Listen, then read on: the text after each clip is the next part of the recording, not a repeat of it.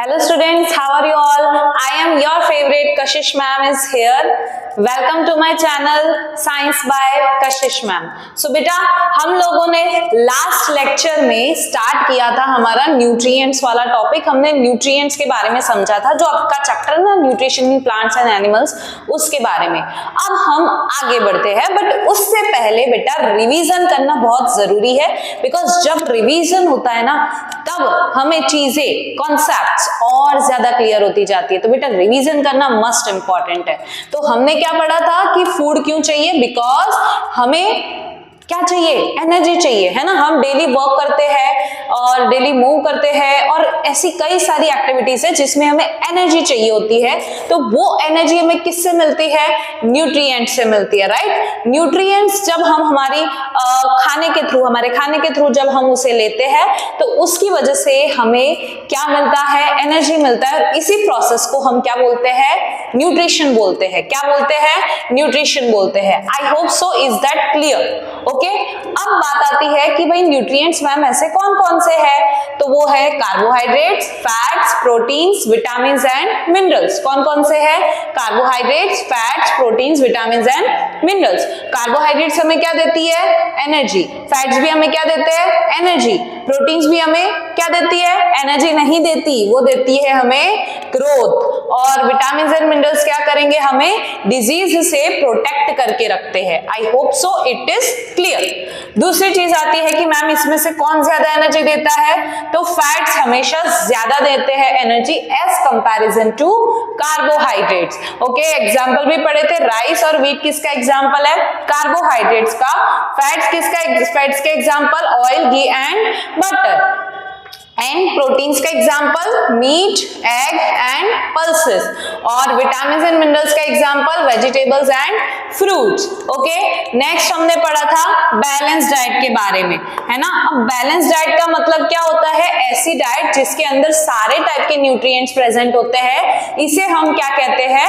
Balance diet कहते हैं. क्या कहते हैं? Balanced diet. ओके. तो आई होप सो आपको इतनी चीजें समझ आ चुकी होगी एंड आपका रिवीजन भी क्लियर हो चुका होगा, कंसेप्ट भी क्लियर हो चुका होगा. अब बेटा आगे हम जो टॉपिक पढ़ने जा रहे हैं वो काफी ज्यादा इंटरेस्टिंग है, तो उसके लिए चैनल को करें फटाफट से लाइक, नहीं मैम सब्सक्राइब भी करेंगे हम तो बेटा फटाफट से कर लीजिए सब्सक्राइब, लाइक एंड अपने फ्रेंड्स के साथ शेयर, क्योंकि ऐसे अमेजिंग लेक्चर्स आने ही वाले हैं. ओके. तो अब हमें जो आगे पढ़ना है वो कौन सा टॉपिक है मैम? तो अब हम पढ़ने वाले हैं कि मैम ऑर्गेनिजम्स जो होते हैं, जैसे कि हमने अभी आगे पढ़ा कि हम खाना खाते हैं, है ना, लेकिन हम तो क्या करते हैं? दूसरे जैसे प्लांट्स है ना, या तो कोई नॉन वेजिटेरियन पीपल होते हैं तो वो क्या करते हैं? एनिमल्स से लेते हैं. तो हमें इसी के बारे में पढ़ना है. So organisms are of two types.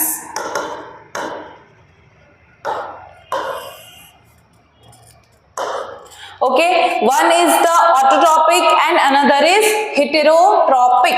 ठीक है, दो टाइप के ऑर्गेनिजम्स होते हैं. अच्छा, इसका कलर चेंज कर लेते हैं, थोड़ा सा अच्छा लेते हैं. Okay. So this is autotrophic and this one is heterotrophic. क्या आएगा? Autotrophic and heterotrophic. अब हम समझते हैं दोनों का मीनिंग कि मैम इन दोनों का मतलब क्या होता है. तो देखो बेटा, ऑटो का मतलब क्या होता है? सेल्फ. ऑटो का मतलब क्या होता है? Self. What do you mean by auto? Auto मतलब सेल्फ और ट्रॉपिक का मतलब होता है नरिशमेंट. ट्रॉपिक का मतलब क्या होता है? नरिशमेंट. मतलब ऐसे ऑर्गेनिजम्स जो अपना खुद का नरिशमेंट यानी अपना खुद का न्यूट्रिशन यानी अपने खुद के न्यूट्रिएंट्स खुद से प्रोड्यूस कर सकती है, यानी खुद से बना सकते हैं, यानी अपना भोजन खुद से बना सकते हैं. तो हम इन्हें क्या कहते हैं? Autotrophic organisms. And what do you mean by heterotrophic? Hetero का मतलब होता है अदर. हेटेरो का मतलब होता है अदर और ट्रॉपिक का मतलब होता है नरिशमेंट. ट्रॉपिक का मतलब होता है नरिशमेंट, है ना, यानी ऐसे ऑर्गेनिजम्स जो दूसरे के ऊपर डिपेंडेंट है अपने न्यूट्रिएंट्स के लिए लिए यानी अपने न्यूट्रिशन के लिए, तब हम इसे क्या कहते हैं, हेटेरोट्रॉपिक ऑर्गेनिजम्स। ओके, तो दो टाइप के ऑर्गेनिजम्स हुए, ऑटोट्रॉपिक एंड हेटेरोट्रॉपिक। ऑटोट्रॉपिक यानी organisms that can make their own food, ये इसकी डेफिनेशन होगी। क्या आएगी इसकी definition, organisms that can make their own food, है ना, जो अपना खाना खुद से बना सकते हैं, that can make their own food, this is known as autotrophic organisms। ठीक है, इसके एग्जाम्पल क्या आ जाएंगे मैम, ऐसे कौन महानुभाव है जो अपना खाना खुद से बना लेते हैं, अपने न्यूट्रिएंट्स खुद से बना लेते हैं। दैट इज सबसे पहला हमारे प्यारे प्यारे पौधे, प्लांट्स। दूसरा कौन आता है, एक एल्गी आती है। कौन आती है, एल्गी। पता है क्या होता है, जो पानी के अंदर, पता है वो लील बोलते हैं, जैसे लील जमी जाए छे, खबर छे, एने कहवाय एल्गी। ओके, अब आती है बारी हेटेरोट्रॉपिक की। हेटेरोट्रॉपिक यानी ऐसे ऑर्गेनिजम्स जो दूसरे के ऊपर डिपेंडेंट है, तो क्या लिखेंगे, organisms that are dependent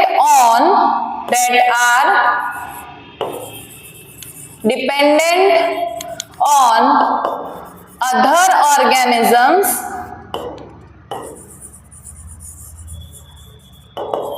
it is known as heterotrophic organisms. I hope so आपको दोनों का मतलब समझ आ गया होगा। बेटा रट्टा बिल्कुल भी मत मारना, समझने की कोशिश करना, कंसेप्ट क्लियर रखने की कोशिश करना, तो आप भी एग्जाम में ऐसे फटाफट सब कुछ लिख पाएंगे, है ना। हेटेरोट्रॉपिक का मतलब ऐसे ऑर्गेनिजम्स जो दूसरों के ऊपर डिपेंडेंट है for their nourishment, and autotrophic का मतलब ऐसे ऑर्गेनिजम्स जो खुद से ही अपना फूड बना लेते हैं, तो उनको किसी के ऊपर डिपेंड रहने की जरूरत नहीं पड़ती। हेटेरोट्रॉपिक में एग्जांपल्स क्या आ जाएंगे, जैसे कि हमारे एनिमल्स,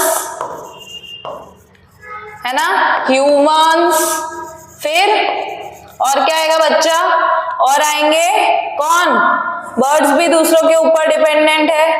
ओके, और जैसे कि बैक्टीरिया, बैक्टीरिया भी अपना खाना खुद से नहीं बनाते, सोचो वो भी दूसरों के ऊपर डिपेंडेंट है। तो these type of organisms are known as heterotrophic organisms. I hope so आपको ये चीज क्लियर हो चुकी होगी। लेकिन मैम यहाँ पे हमें एक सवाल आता है कि भाई ऑटोट्रॉपिक कैसे अपना खाना खुद से बना लेता है, हम क्यों नहीं बना सकते? तो आइए जानते हैं उस चीज के बारे में। ओके, तो मैम ऑटो वाले के पास ऐसा क्या होता है जो हेटेरो वाले के पास नहीं होता?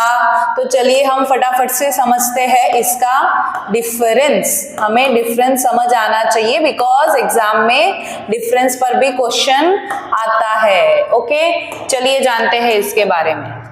अब देखो, ऑटोट्रॉपिक यानी आपको समझ आ गया, ऐसे ऑर्गेनिजम्स जो दूसरों के ऊपर डिपेंडेंट नहीं है, यानी खुद से ही अपना फूड बना लेते हैं। तो ऐसे जो ऑर्गेनिजम्स होते हैं ना, इनके पास मैम ऐसा क्या है ना, क्या है, क्या वो उनके पास जिसकी वजह से ये खाना अपना खुद से बना लेते हैं?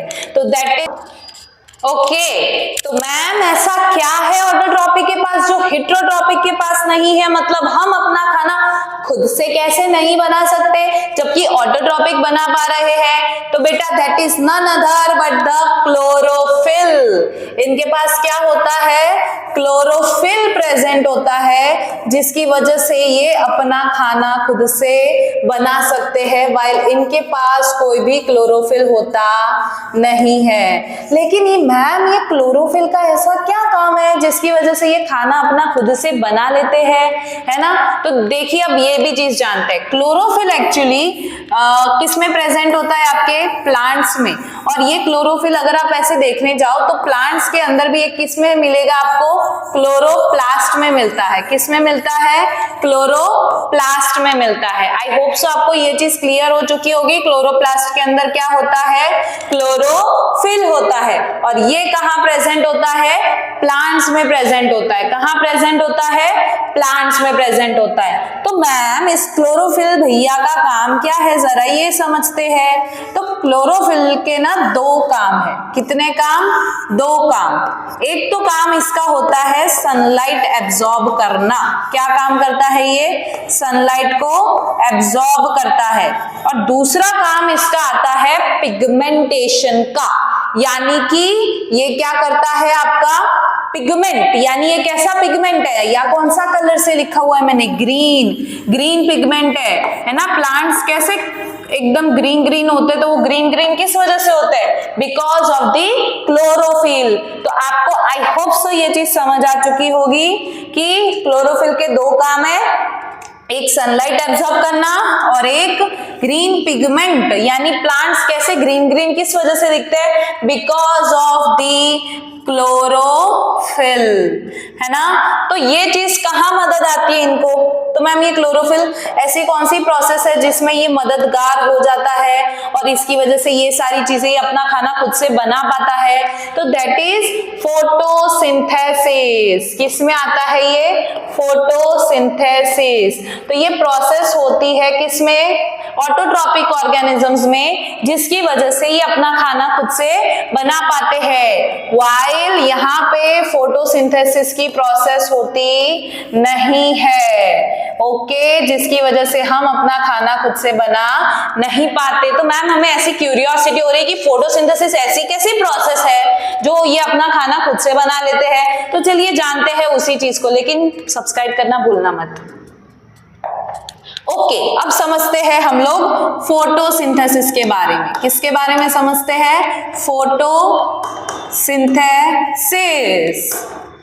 ओके मैम, अब देखिए साइंस में ना बेटा आप कोई भी वर्ड पढ़ो उसको सबसे पहले ब्रेक डाउन करो, यानी कि उसका जो वर्ड है उसको समझने की कोशिश करो। अपने आप आपको पूरा का पूरा मीनिंग समझ आ जाएगा, है ना। तो चलिए जानते हैं इसके बारे में।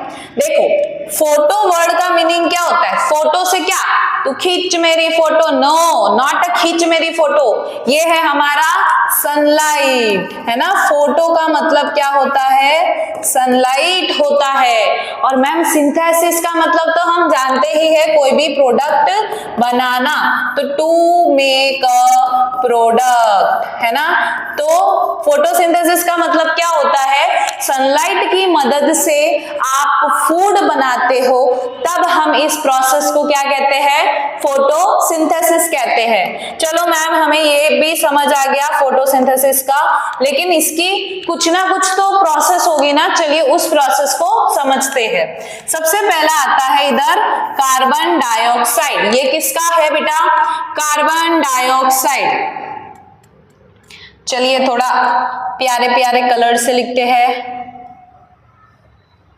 Okay, this is unique colour. तो ये क्या है आपका? Carbon dioxide. क्या है ये? Carbon dioxide. ओके, अब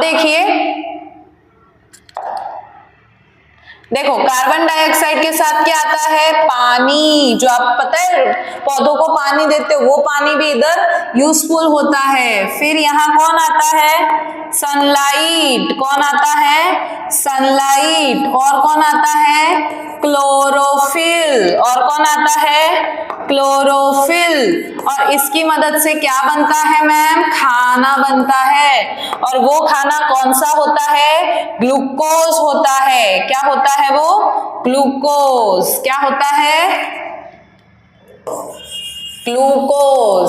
ओके, एंड साथ में यहाँ पर क्या बनता है? ऑक्सीजन। अच्छा यहाँ मैं ऐसे फॉर्मूला में ही लिख देती हूँ तो आपको इजी रहेगा, है ना। देखिए ये क्या बनेगा यहाँ पर? ग्लूकोज, यानी कि C6H12O6 प्लस O2। ओके, अब ये जो C6H12O6 जो भी है मैम, अब इन सभी का हम क्या समझते हैं? मतलब समझते हैं कि इनका मीनिंग क्या होता है। तो वो ये क्या लिखा है हमने? This is water. ये क्या है? H2O का मतलब होता है वाटर। ये C6H12O6 क्या है हमारा? ग्लूकोज। क्या है ये? ग्लूकोज। ग्लूकोज बच्चा क्या है ये? ये है हमारा कार्बोहाइड्रेट, और कार्बोहाइड्रेट मतलब क्या, ये है हमारा खाना यानी न्यूट्रिएंट, और ये न्यूट्रिएंट कहाँ से आएगा, हमारे फूड से। आई होप सो आपको ये पूरी जो इसका फॉर्म है वो समझ आ चुका होगा कि C6H12O6 क्या है, ग्लूकोज है, और ये क्या है, वन टाइप ऑफ कार्बोहाइड्रेट जो कि हमारे लिए न्यूट्रिएंट है, और मतलब क्या हुआ, प्लांट के लिए फूड है। ये क्या है हमारा O2 मतलब होता है ऑक्सीजन, O2 का मतलब क्या होता है, ऑक्सीजन। तो ये होती है हमारी फोटोसिंथेसिस की इक्वेशन। ये क्या है, हमारे फोटोसिंथेसिस की इक्वेशन है मैम। क्या है ये, इक्वेशन है मैम। हमें ये एकदम क्रिस्टल क्लियर हो गई। Carbon dioxide plus water in the presence of sunlight and chlorophyll, it forms a glucose and releases oxygen. Yes ma'am, समझ आ गया। ओके, अब हम ना ये चीज समझते हैं कि मैम ये कार्बन डाइऑक्साइड और ये सारी चीजें आती कहां से है ना, थोड़ा वो समझने की कोशिश करते हैं। चलिए तो जाते हैं नेक्स्ट स्लाइड पर। सबसे पहले आता है मैम कार्बन डाइऑक्साइड के बारे में। ओके, सबसे पहले हम समझते हैं कार्बन डाइऑक्साइड कहां से आता है। Okay, yes ma'am. अब देखिए, ये जो कार्बन डाइऑक्साइड होता है, अगर आपको पता हो, है ना, अगर आपको पता हो तो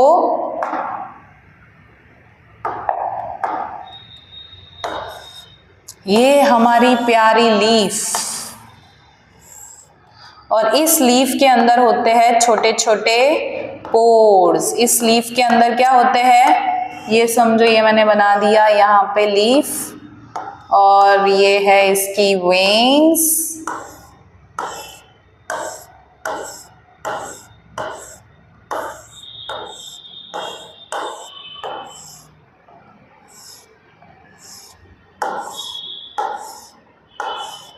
ओके, और इसमें क्या होते हैं, छोटे छोटे पोर्स, और ये छोटे छोटे पोर्स को हम क्या कहते हैं बेटा, हम इसे कहते हैं स्टोमेटा। क्या कहते हैं इसे हम, स्टोमेटा। ये स्टोमेटा क्या है, आपके small pores present on the leaf.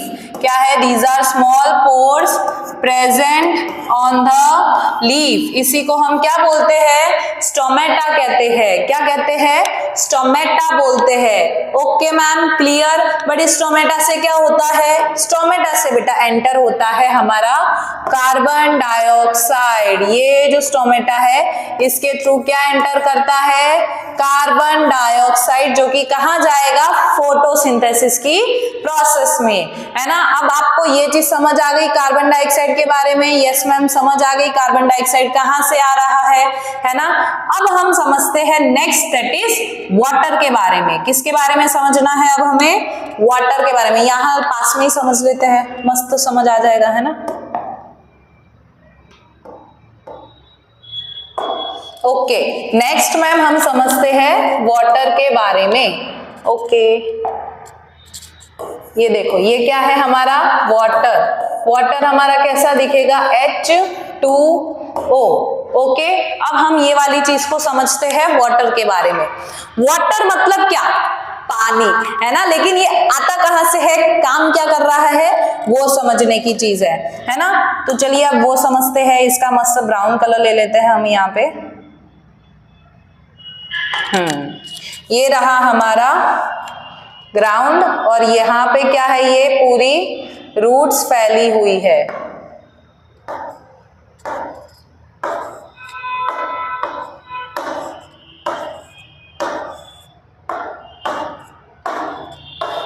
ये क्या है, रूट्स, और रूट्स को आपने क्या दिया, पानी दिया मैम। क्या देते हैं हम लोग उनको, वाटर देते हैं। अब वाटर जैसे आएगा तो उसमें ही क्या होगा, ये यहाँ पे पूरे में क्या होगा, एब्जॉर्ब होगा। रूट्स क्या करती है, पानी को एब्जॉर्ब करती है। क्या करती है, एब्जॉर्ब करती है। चलिए एक सेकेंड, हम यहाँ पे ये हमारा प्यारा सा पौधा भी बना लेते हैं। ओके मैम, ये चीज हमें समझ आ गई।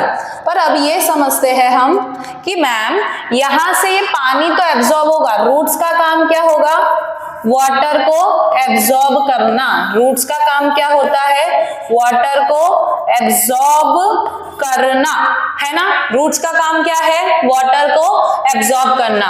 तो ये रूट्स को वाटर एब्जॉर्ब करने के बाद में हम कहाँ भिजाया जाएगा? ऑब्वियसली इन लीफ, बिकॉज वहीं पर होती है फोटोसिंथेसिस की प्रोसेस। तो यहाँ पे समझो ये यहाँ पे पानी गया, यहां से समझो ये यहाँ पे पानी गया, लेकिन मैम यहाँ पे स्टेम में कुछ ना कुछ तो होगा ना जिसके थ्रू यहाँ लीफ के पास पानी भिजाया जा रहा है। यस, यू आर करेक्ट, है ना। यस, यहाँ पर होता है कुछ ना कुछ, और वो कुछ ना कुछ क्या है चलो नेक्स्ट में समझते हैं, ठीक है। तो देखो दो टाइप, आप समझो यहाँ पर दो चीजें होती है, और पता है वो दो चीजें क्या है? Xylem and phloem. क्या है वो? Xylem and phloem.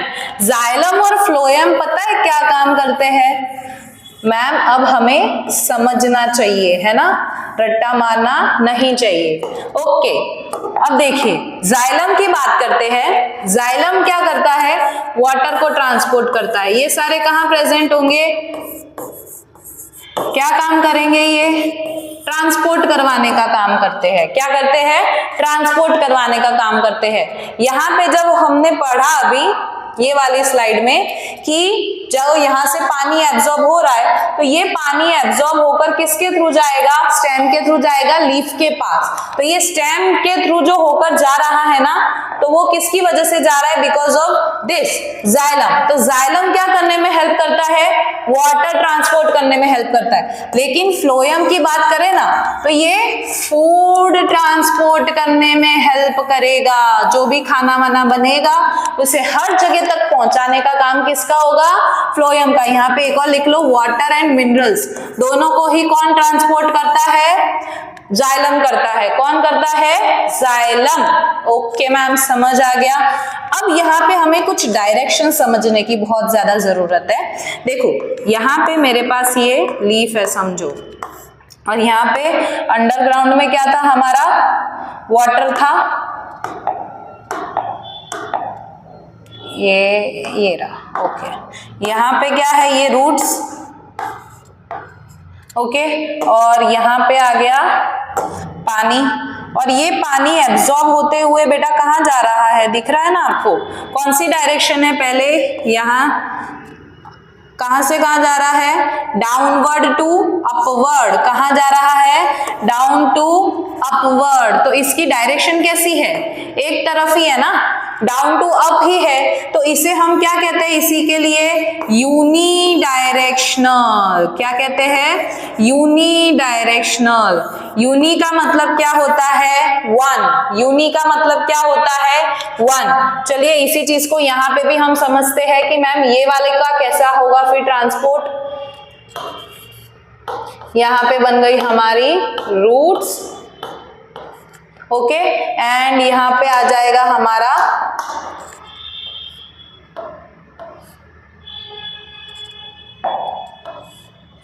यहाँ पे बन गई हमारी लीफ, ये भी बन गई हमारी लीफ, और यहाँ से क्या आएगा? अब पानी आएगा?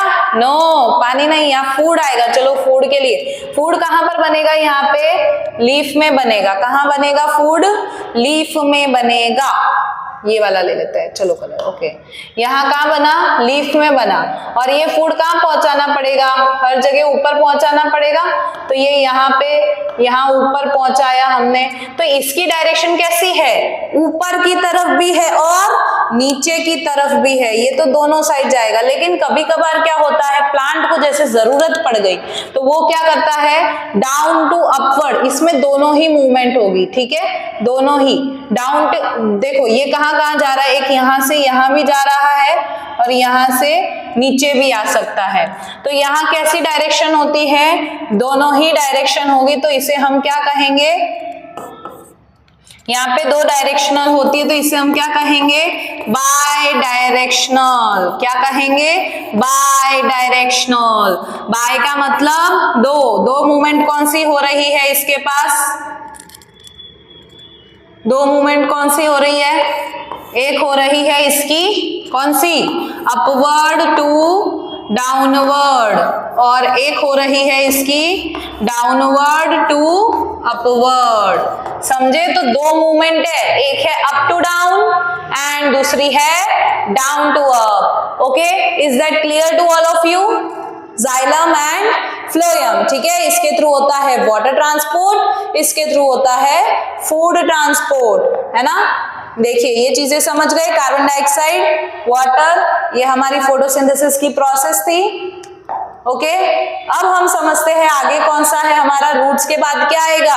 रूट्स ने पानी वानी एब्जॉर्ब कर लिया, कार्बन डाइऑक्साइड भी पहुंच चुकी है। अब कौन आएगा सिनेरियो में, अब आएगा हमारे क्लोरोफिल। ये क्लोरोफिल क्या काम करेगा आपको पहले ही मैं समझा चुकी हूँ, मैम समझ आ भी चुका है हमें। क्लोरोफिल के हमारे दो काम होंगे, एक काम तो उसका होगा कि वो सनलाइट को एब्जॉर्ब करे, है ना, सनलाइट को एब्जॉर्ब करे, और दूसरा काम क्या होगा, पिगमेंट का। ये क्या प्रोवाइड करता है, ग्रीन पिगमेंट, जिसकी वजह से हमारे प्लांट्स कैसे दिखते हैं, कैसे दिखते हैं, ग्रीन कलर के दिखते हैं। कैसे दिखते हैं, ग्रीन कलर के दिखते हैं। आई होप सो आपको ये क्लोरोफिल का फंक्शन समझ आ चुका होगा और सनलाइट कैसे एब्जॉर्ब हो रही है वो भी समझ आ चुका होगा।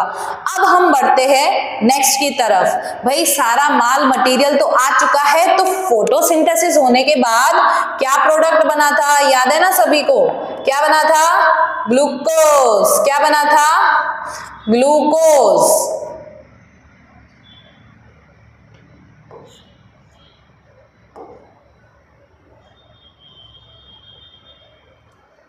ओके, तो क्या बना था, ग्लूकोज।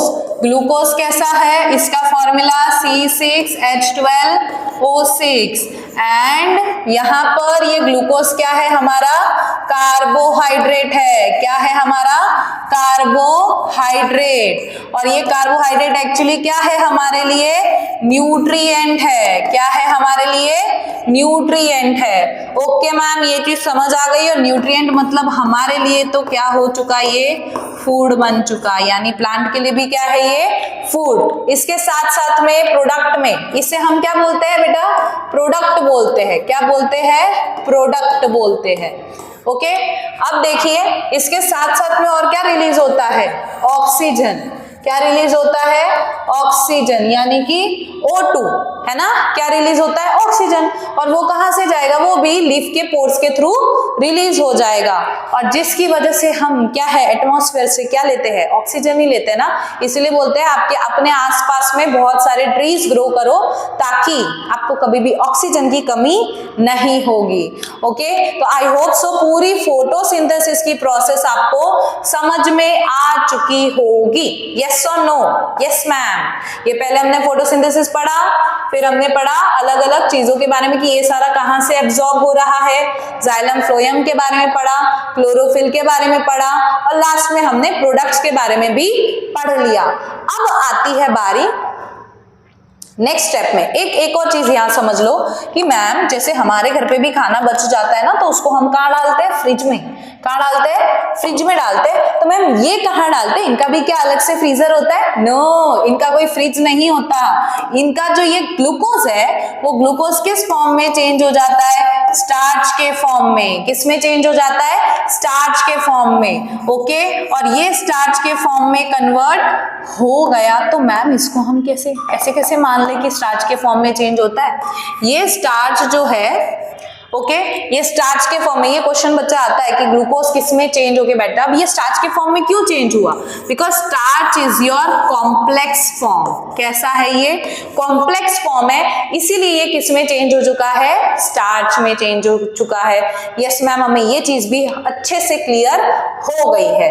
तो मैम ऐसे कैसे मान ले हम कि भाई ये स्टार्च एक्चुअली में ऐसा होता है, उसके लिए बेटा टेस्ट होता है। चलिए एक्सपेरिमेंट करते हैं, चलिए आइए एक्सपेरिमेंट करते हैं।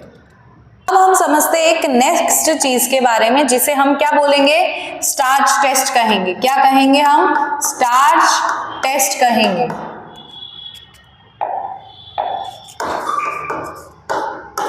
ओके मैम, समझ लेते हैं कि स्टार्च क्या होता है। स्टार्च तो समझ आ चुका है। स्टार्च टेस्ट कैसे करेंगे?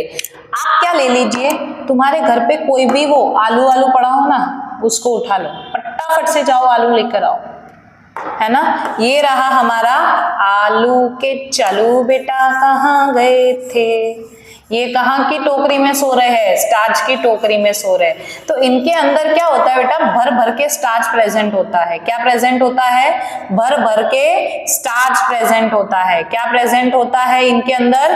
स्टार्च प्रेजेंट होता है। तो मैम ये स्टार्च हम कैसे टेस्ट कर रहे हैं वो समझते हैं। स्टार्च एक्चुअली कब डिटेक्ट होता है? अगर कोई भी ऐसी चीज है जिसके अंदर स्टार्च प्रेजेंट है ना, उस पर आप आयोडीन डाल दो और देखो फिर क्या होता है। चलिए समझते हैं आयोडीन डालने पर क्या होगा। जैसे ही आपने आयोडीन इसके ऊपर डाला, क्या डाला हमने यहाँ पे? आयोडीन डाला। और आयोडीन पता है क्या करता है? क्या करता है पता है आपको? क्या करता है पता है? अगर आयोडीन है तो यहाँ पे दो सिनेरियोज बनते हैं। अगर यहाँ पे स्टार्च होता है, क्या बोल रही हूं मैं, ध्यान से सुनना। स्टार्च अगर होता है उस चीज के अंदर, तब हम क्या कहेंगे कि ये क्या है तुम्हारा? स्टार्च प्रेजेंट है। तो इसमें कलर कैसा आता है? Blue black. कैसा कलर आता है? ब्लू ब्लैक कलर आता है। अदरवाइज यहाँ पे क्या होता है?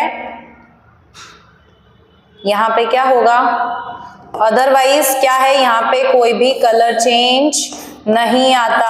अगर यहाँ पे स्टार्च प्रेजेंट होता नहीं है तो there is no colour change. आपको ये चीज समझ आनी चाहिए। स्टार्च टेस्ट करना हो तो आप कैसे कर सकते हो? आप कोई भी स्टार्च जिसमें प्रेजेंट होता है ना, उसको लो, उस चीज पे आयोडीन डालो।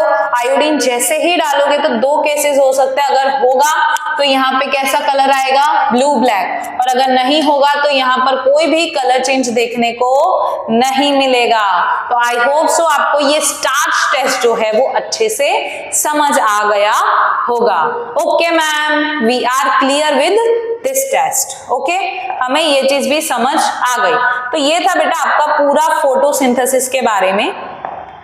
ओके मैम, हमें ये पूरा जो ऑटोट्रॉपिक कैसे अपना खाना बनाते हैं वो अच्छे से क्रिस्टल क्लियर अच्छे से समझ आ चुका है। तो बेटा अगर समझ आया है तो चैनल को सब्सक्राइब भी कर देना और वीडियो को लाइक भी करना और अपने फ्रेंड्स के भी साथ शेयर करना ताकि उनको भी सारी चीजें समझ आए। ओके, अब हम बात करते हैं हेटेरोट्रॉपिक के बारे में। ये हमने किसके बारे में बात करी थी? ऑटोट्रॉपिक के बारे में। नेक्स्ट जो आपका लेक्चर आ रहा है that is on heterotrophy. Okay, heterotrophic organisms, है ना।